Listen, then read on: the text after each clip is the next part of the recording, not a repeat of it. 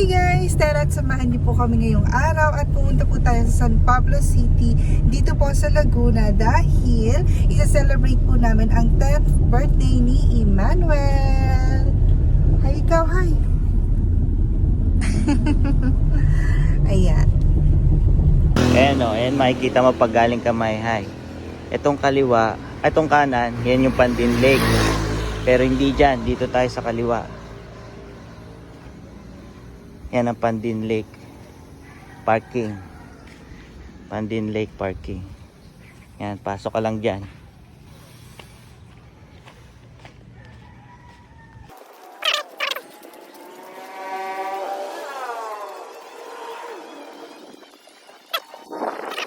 Dito ka lang. Dito na ako nakapark. Yan, thank you Daddy David sa pagturo sa amin ng location at tara, pasok na po tayo. Ayan, finally nandito na po tayo ngayon sa Amartea Cabin Resort sa Terra at mag-quick tour naman po tayo. O diba, pagpasok po natin, nandito yung ating dining area. So sa cabin po ay bawal kumain. So dito po talaga tayo kakain para mapanatili natin yung kalinisan sa loob ng cabin. Tapos may sink din doon. Tapos tingnan nyo naman. So parang from the outside, kung titignan natin, parang wala lang, di ba? Parang napaka-plain. Pero pag pumasok na po kayo dito sa loob, you will be amazed kasi ganito po yan kaganda and kalinis sa loob. Plus, napakabait ni Ate Marife yung caretaker po nila dito. So, ito pong sa swimming pool area po nila, yung pump and yung sa fountain, 3 hours operating, tapos 1 hour rest, tapos 3 hours operating ulit. So ganun yung operation niya. Tapos yung jacuzzi natin, 1 hour siya na operating, tapos 1 hour rest till 10 PM. Ganun po yun. So si Ate Marife ay pabalik-balik po siya dito mamaya.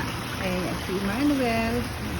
Tapos ayun, yung kanilang outdoor bathroom. So yung pool na yan, in a while, mag-overflow din yan. Ayan, so mag-overflow din po yan mamaya. And then, look at the A-house frame.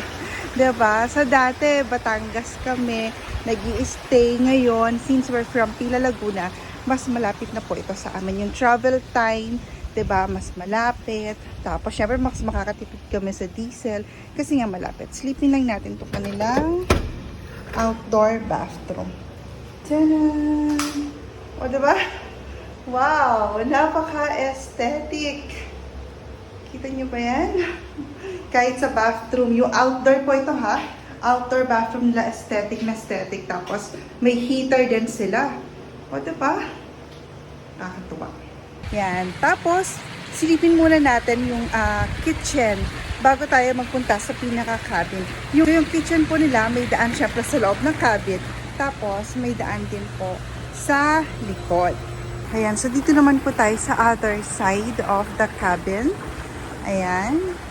So, very important po talaga, especially sa mga mag-i-stay na family or friends, group of friends. Siyempre, yung kitchen area. And, tingnan nyo naman, very organized and very spacious po yung kanilang kitchen. Ito pong red kulay na yan. Provided po nila yan. So, pwede natin siyang gamitin kung meron kayong mga, let's say, drinks, diba? Or any other things na kailangan pong palamigin. Kanila po yung color na yan dito yan sa cabin. Tapos, may lutuan na rin sila. May lutuan. And provided po nila ang isang galong tubig na ito. Tapos, sa Ate Marife, pinaglagay niya na kami ng malamig na tubig po doon sa loob ng ref. 2-door din yung ref nila, which is really good. So, yung mga simple cooking utensils po natin, provided din nila yan. Ayan. Diba? Tapos nandiyan sa mga drawers, hindi ko lang mabuksan kasi medyo mabigat tsaka mababa. Bawal pa ako. Pero nandiyan po yung mga pots and pans nila. They also have kettle, rice cooker, and syempre, microwave. At syempre naman, may pa-electric fan sa magluluto. Diba? Very good.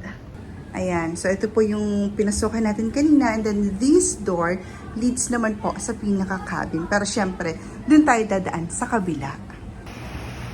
See, nakakatuwa lang, diba? Na yung jacuzzi natin, oh.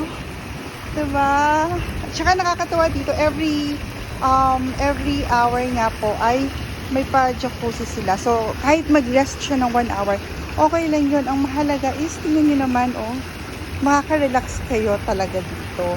And syempre, na-miss natin ang haring araw. Ayan.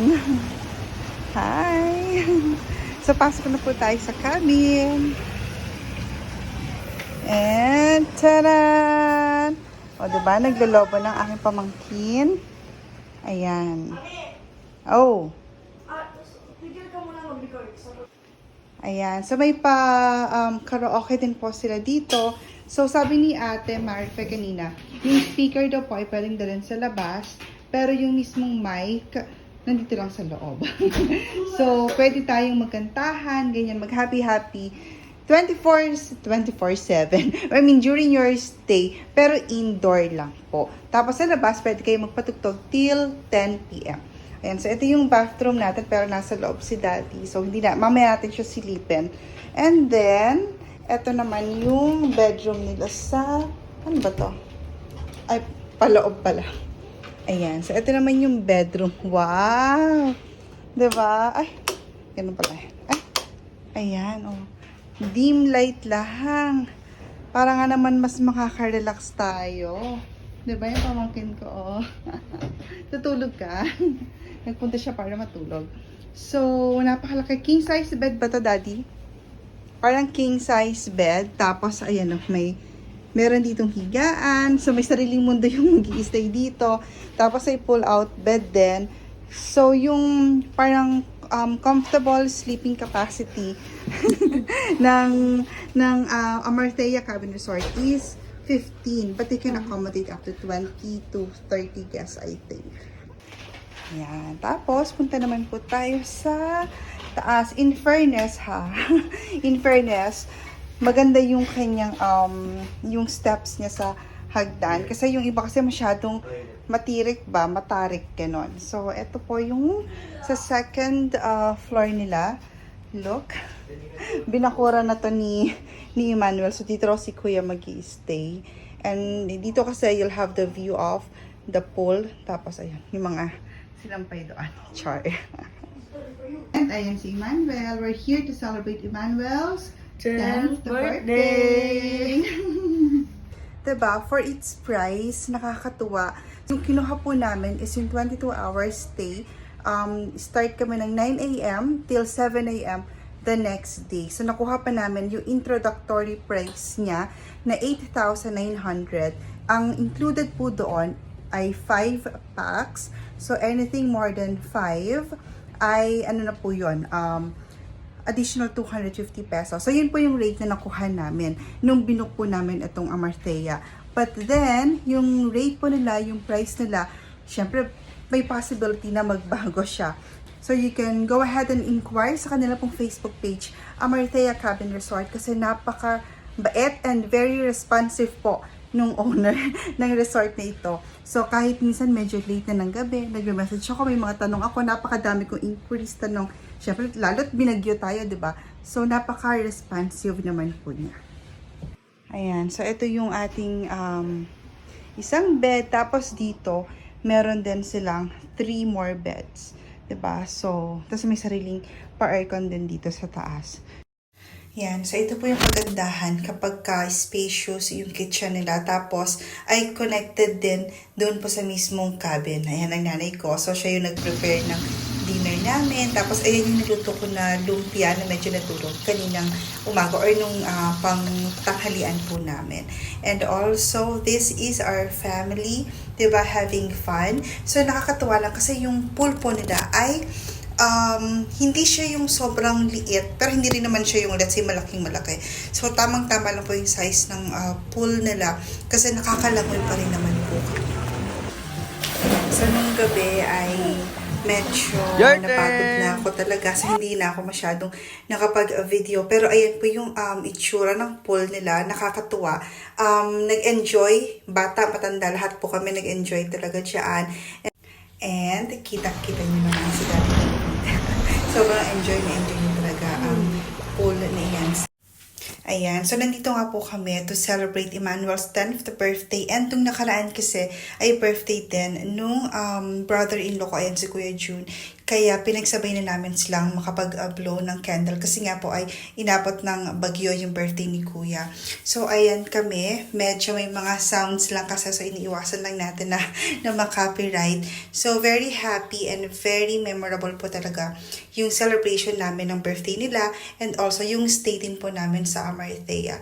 So sobrang lahat kami nag-enjoy and makikita nyo mamaya, natatawa kami kasi yung walang may dalang lighter sa amin kaya yan ang ginamit ni Daddy David pang sinden ng candle. O, diba? Yan, good morning po. So, paalis na po kami kasi hanggang 7 a.m. lang kami.